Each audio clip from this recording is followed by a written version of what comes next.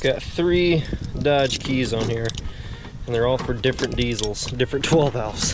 What is up, loud and proud crowd? Hope everybody is doing amazing. That is incredible. Anywho, we're going to go to AutoZone really quick. I need to pick something up. We're gonna head back to the house. We need to then, we then need to get the truck ready to put the bed back together and get it for sale. We're gonna get a few more small spots that I gotta touch up with some chassis saver where I forgot to yesterday. But other than that, the thing's all coated really heavily. Some areas I got it 2-3 times. And I don't want to bore you with all that same stuff, but we are going to start to assemble the truck. So once we start to assemble the truck and get it back together, like putting the tank on, getting the bed on, all that stuff, I will keep all that stuff on video, but all the other small stuff that I'm going to be working on to try to catch up, I'm not going to be getting on video just because it's kind of repetitive and it's kind of what we have already seen in the last few videos. So you guys don't necessarily need or care to see that stuff for the most part. So we're just going to get some stuff done and then get back. But I thought you guys might want to really quick while I run an errand, get a little cruise in the 12 valve, the old first gen. So that's what we're gonna do right now. Gonna let her warm up a little bit. Once she gets to idling a little more smooth in a couple minutes, then we're gonna take it on down the road. She's all warmed up. I gave her about 3 minutes, and I know how you guys throw a fit if I let her warm up any longer. You're like, don't let the truck warm up, don't let it warm up. I don't know why, but I guess it's a thing not to let a 12 valve warm up very long, but I think it has something to do with the transmission and other stuff like that. Like, it's not actually warming up, you know, until it's cycling on the road. So anyhow, we're gonna get to AutoZone here. Just wanted to give you guys a little cruise in the truck after I get her running a little bit here. Maybe get her going a little bit on this next road. Nothing too much, just a little bit of revs, but beautiful, beautiful day. It's like 70 and sunny. Crops are coming off the fields. I absolutely love this time of year. Like, it's just the prettiest time of year. Crops are coming down. You got these piles of kernels all over the road, corn kernels. Just so pretty out. But how many of you guys out there love the fall? It is my favorite time. It is by far my favorite time of the year. I wish we could have it a little bit longer than like a month of good weather, but I'll take what I can get. There's somebody in the middle of the road up there. This mail truck's taking forever.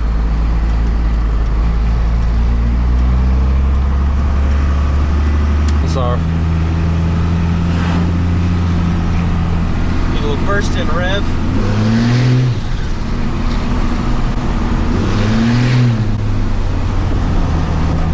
Guys, I absolutely love this truck. I really want to buy a first gen soon, but I almost feel like I would rather I want to buy another second gen for my personal truck.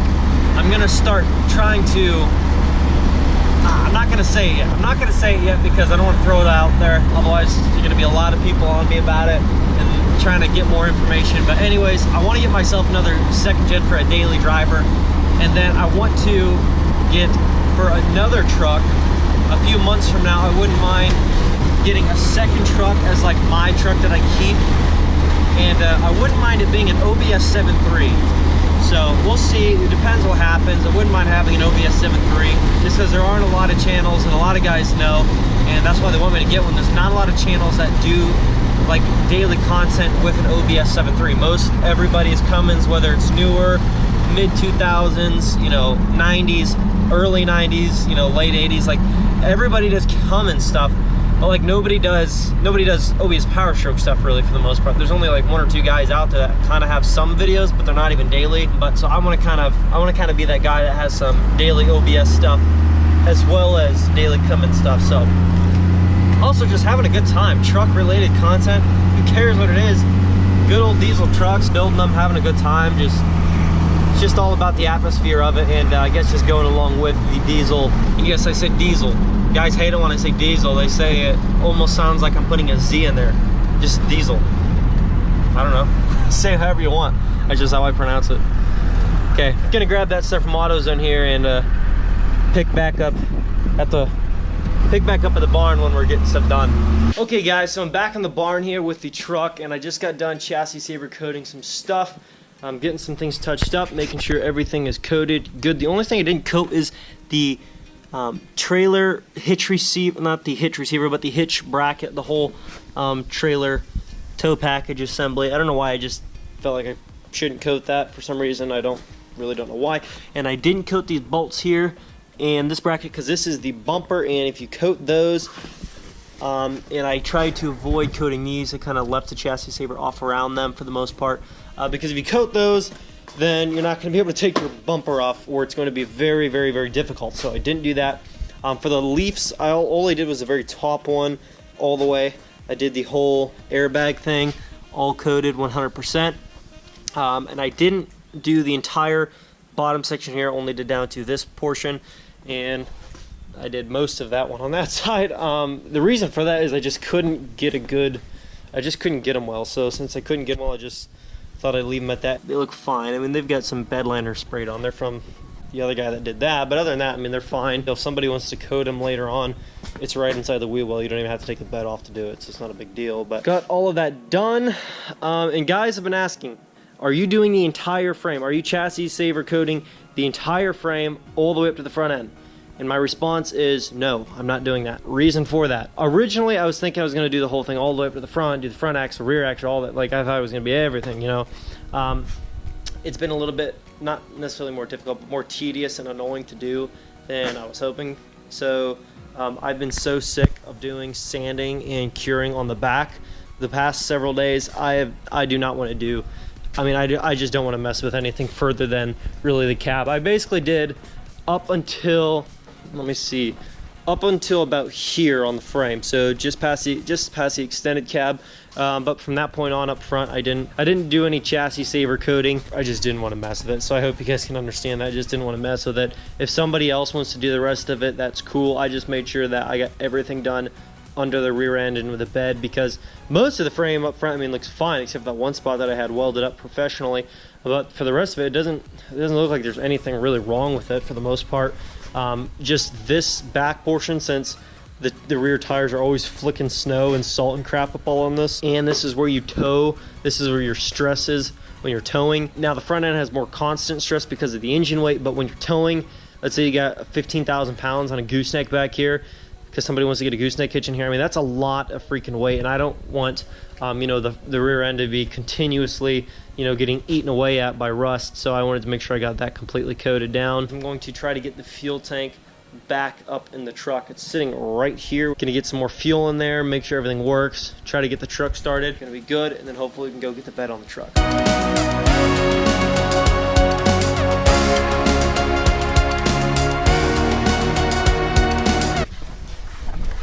Key in the truck already.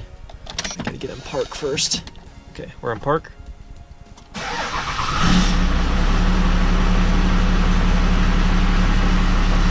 So far, so good.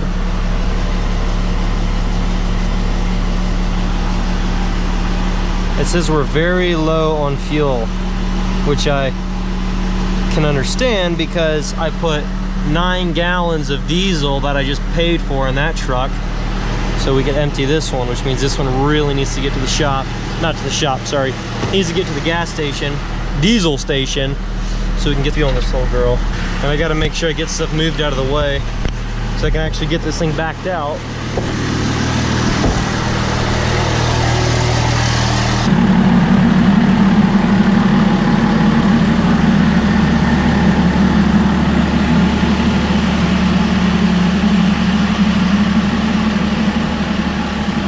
I might need to grab a couple socket sets really quick. Actually, I'm just gonna grab my new socket set. That's what I got for my birthday. It was a big pack of socket sets, so that's awesome because I'm gonna need them anyhow.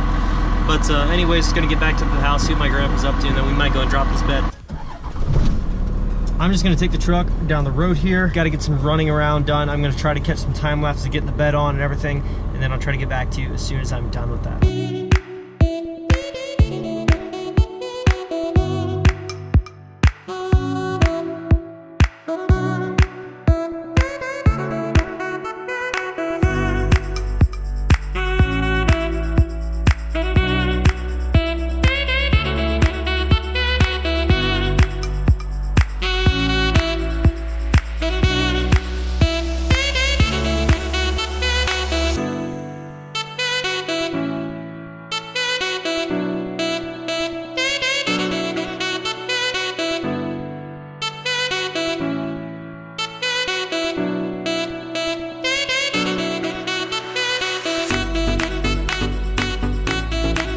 Well, everybody, it is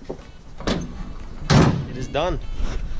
She's back together at last. Everything is bolted back up. I need to take an impact just to make sure that the bolts are tightened on both sides down the down the side of the truck. Make sure that bed's on there nice and snug. Man, it looks it feels so good to have that thing back together, guys. It really freaking does. Now, I still haven't bought fuel yet, so I need to go and get some fuel in this truck because it is very, very thirsty for fuel right now. It is on legit E. There's only like 4 gallons at the most sitting in this tank. Other than hooking up the airbags, which I can do real quick, which are right here, it's pretty easy to hook up. I got the fuel door back on, the fuel thing back on. Got the bolts ran through, and the holes actually happen to line up. I was kind of worried about that, thinking they might not line up, but it doesn't work. But they ended up lining up. Oh, good. Here's the 7.3. Those of you who have been got a lot of questions on the 7.3 lately. When are we going to do more videos on it? Why have we put wheels and tires on it? Are we going to keep it? Are we going to sell it? The 7.3 right now, we don't really know what we're going to do with it. So right now, it's just sitting here with a gooseneck hooked up to it. It's just our go-to truck when we just got to fire it up and run and go get a load of wood or something like that. We just use this truck for that, basically, just all the grunt work, I guess you could say. But we might have some stuff coming to this truck very, very soon. I've got something actually, it just came in the mail today for this truck somewhere in the front end there. I'll let you guys take your guesses, leave them down below. We've also got some stuff for the nasty red 12 valve that we've got to install. The sun is a killer right now. We've got some stuff for the nasty red we've got to install. We've also got, we've got some horsepower / efficiency mod for the KingRanch. So a lot of you guys have been asking too about the KingRanch. Why haven't you done any videos on the KingRanch? And we just got some more stuff in for that. Wheels and tires probably in the next few weeks. And I'm prepping to move, so I got to make sure I can get a lot of money saved back and get everything good to go. Make sure that I'm good to go because I'm going to be moving. So I need to figure out what I'm doing with the truck. I got to get the truck sold. I know there's some guys, I've got all kinds of guys out, up north in Wisconsin. I've got guys down in Texas, got guys down in Mississippi. I mean, guys all over the place, guys in New Jersey, Maine, PA. I've got people all over that want to buy the thing. It's just a matter of getting it lined up and then getting it sold. So best of luck to you guys, whoever ends up actually buying the truck. Really excited for the next owner. Definitely gonna have to keep in touch with me on the thing and how you're taking care of it, what you're doing to it, if you're doing anything else to it, if you're just gonna run it how it is. But yeah, definitely was a very, very fun truck nonetheless. I mean, this truck, I had a lot of learning experience with it, nonetheless. I mean, that's kind of an understatement. I had an incredible amount of learning experience in terms of things to look for, what to take care of, how to install things, how to do KDP 3 times to make sure that everything was sealed off perfectly and I had the right thread locker on it and everything else. I mean, just all kinds of stuff. I had a lot of learning curve with this truck, and but it was one heck of a time, and I've absolutely loved the thing. So hopefully the next person will enjoy it just as much as I have. But anyways, guys, that is going to wrap up the video. Hit me up on Instagram in my direct messages. Email me. I'll try to leave my email in the description if I do not forget. Definitely get a hold of me. The thing will not last. And I've got guys saying, oh, this truck's not going to sell. The truck's going to sell fast. So don't think it's just going to be sitting around forever. It's going to sell really, really fast. And the day that I say it's for sale, I'm going to post it in our local and then statewide listings as well as for sale. So it's not going to just be whoever wants to buy it off the channel. It's going to be first person to come to me. Doesn't matter who it is, it's their truck. So that's how it's going to be. Seriously interested in it, definitely let me know. Okay, we got to lock something down. If you want it, you just got to be very serious about it. Don't really want any tire kickers, people who just want to come hang out and chill and drive my truck and then take off. Like, I'm not into that kind of crap. People who are very, very serious. I hope you guys enjoyed the video. If you did, please leave a thumbs up, leave your comments below, subscribe if you're new, and I'll catch you guys tomorrow. Peace. Well, boys, this night just got absolutely amazing. As you guys know, I just got done putting the bed on the truck. Feeling great. Now keep in mind, when I came to the property, I seriously only had like 3 gallons in the tank, and my gauge said that it was on empty, so I just assumed, okay, it's working. It really is on empty. I mean, there's only 3 gallons in there. So anyways, I go to the fuel station. I put $40 worth of fuel in. $40 of fuel, and the gauge still says that it's on completely empty. $40 of fuel. So guess what that means? That means that my float is stuck in the down position all the way, and it's not reading my fuel or my fuel gauge. So I have the bed lifted off right now,